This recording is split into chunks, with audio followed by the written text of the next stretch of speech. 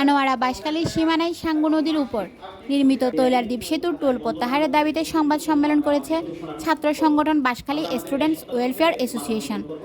আজ চট্টগ্রাম প্রেস ক্লাবের এস রহমান হলে আয়োজিত সংবাদ সম্মেলনে অবিলম্বে সেতুটির টোল প্রত্যাহারের দাবি জানান সংগঠনের নেতারা। সংবাদ সম্মেলনে লিখিত বক্তব্য পাঠ করেন সংগঠনটির সভাপতি আব্দুল ওয়াহেদ এবং সঞ্চালনা করেন সংগঠনটির প্রতিষ্ঠাতা সদস্য ওকানুদ্দিন সাকিব। এ সময় বক্তব্যে আব্দুল ওয়াহেদ বলেন, বাঁশখালীর মাঝ বরাবর বয়ে চলা একমাত্র প্রধান সড়ক পিএবি সড়ক নামে পরিচিত, যা কর্ণফুলী টানেল হয়ে পটিয়া, আনোয়ারা ও বাঁশখালী হয়ে পেকুয়া কক্সবাজারের সাথে মিলিত হয়েছে। তৈলার দ্বীপ সেতুতে অনিয়ন্ত্রিত টোল আদায় বাঁশখালী তথা এই সড়ক ব্যবহারকারীদের জন্য দুর্ভোগের কারণ হয়ে দাঁড়িয়েছে।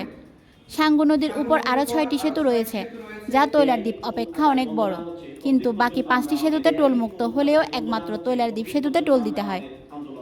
এই সময় শিক্ষার্থীরা বলেন, এই সংবাদ সম্মেলনের মাধ্যমে বাঁশখালীর জনসাধারণের পক্ষ থেকে মাননীয় প্রধানমন্ত্রী জননেত্রী শেখ হাসিনার কাছে তৈলার দ্বীপ সেতুর টোল প্রত্যাহারের বিনীত অনুরোধ জানান। Desk news, channel city.